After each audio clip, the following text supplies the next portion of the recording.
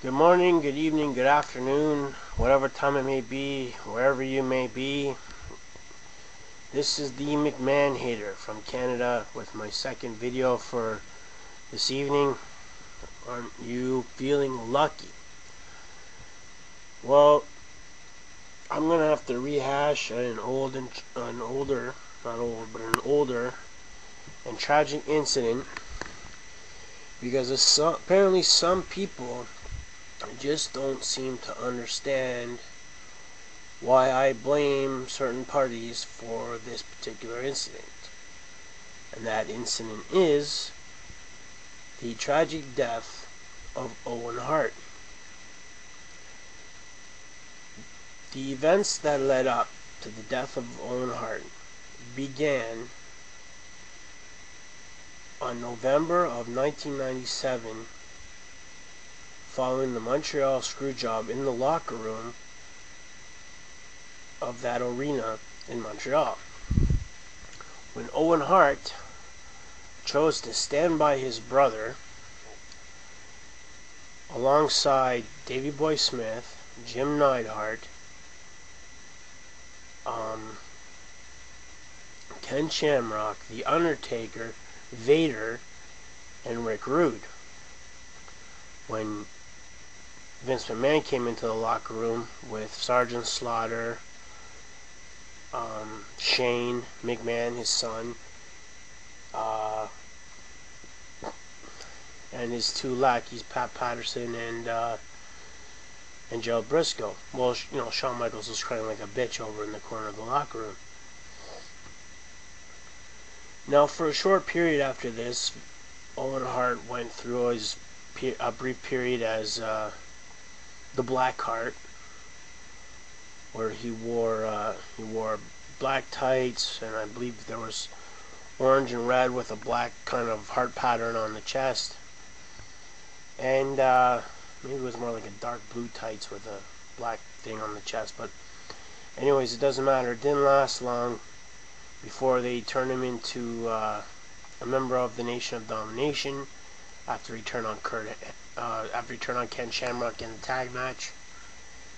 And from there, he went on to become a tag team partner of Jeff Jarrett, which was actually very successful. Now, after this period of time as Jeff Jarrett's tag team partner and they held the tag titles, I think 2 or 3 times, WWE decided that they were going to use, or Vince McMahon decided that he was going to use Owen Hart. Actually, I think he decided right from the beginning that he was going to do this, but that's my opinion. He was going to use Owen Hart to get back at Bret for knocking him out in the locker room in Montreal for the 97 screw job. Now, regardless of how you feel about how Bret handled the situation, or whether you feel that Vince was right about screwing Bret, or Bret is right about how Vince shouldn't have screwed Bret, is irrelevant in this. Vince McMahon used Owen Hart to get back at Bret for punching him out, which is cowardly and proves what an egomaniacal bully Vince McMahon really is. Now, first they asked Owen to do a gimmick where he would become obsessed with Deborah and feud with Jeff Jarrett. Owen didn't want to be seen this way on TV for his own reasons regarding his family and his kids, as weird as it may sound to some of you. And I believe personally that this is the gimmick he should have gone with, but he chose not to, and he stood by his beliefs. He chose not to do something he wasn't comfortable with. And so then the WWE turns around and said, or still WWF at this time, turns around and says, okay, we're going to do an angle where Goldust sticks his hands down your pants of your tights and fondles you. So if he wasn't going to do the Deborah thing, obviously he wasn't going to do the Goldust thing, which adds to my theory that this was done intentionally to try and humiliate him, because if he wasn't going to do the Deborah thing, which was a heterosexual angle, He certainly wasn't going to play around with some gay, homoerotic kind of stuff with the Goldust character. Then they said, okay, if you want to do this stuff with the Goldust, then what if we have Marlena do it to you instead? Again, Owen refused, because he didn't want to do anything sexual, of a sexual nature, in the wrestling show. He had his principles, he had his beliefs, and he stood by them. So finally, Owen agreed to go back to that lame duck gimmick of the Blue Blazer, which some of you, or even maybe even all of you, most of you who listen to my stuff, because I don't get that many listeners, would know was the Blue Blazer. Now, when Owen first came to the WWF, just so for those of you who don't know, he was called the Blue Blazer.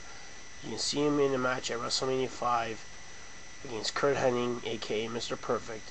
He was basically a jobber. Whether that was the intention from the beginning, I don't know, but he ended up becoming a jobber anyways. Now, the Blue Blazer thing was done mainly to spoof Hogan, because Hogan was kind of the big superhero in the 80s and early 90s. And so they did this bit. They were going to make fun of Hogan using Owen, having him do the say your prayers, drink your milk, and all that kind of stuff. And the fans booed him. They knew it was Owen. They knew Owen was a heel. Owen was doing kind of a double duty where he would be Owen Hart sometimes, he would be the Blue Blazer sometimes.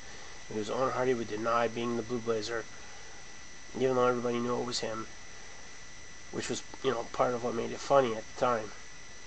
Then the WWE came up with this brilliant idea. We'll mock Sting. We'll have Owen come down from the roof of the building at the Over the Edge pay-per-view. He'll have a match with the Godfather, and we'll have him come down the ring on a wire. Now, normally this probably wouldn't be such a big thing, because if it's done properly, there's nothing to really worry about. However, the WWE wanted Owen to unhitch himself, take 3 or 4 steps, and then fall forward on his face, basically kind of making a fool out of himself. But according to an interview with Bret Hart, Bret Hart's claimed that his brother said, "I don't care if I make a goof out of myself as long as I'm not being, humiliated sexually." He didn't mind playing the clown. He just didn't like all the sexual stuff.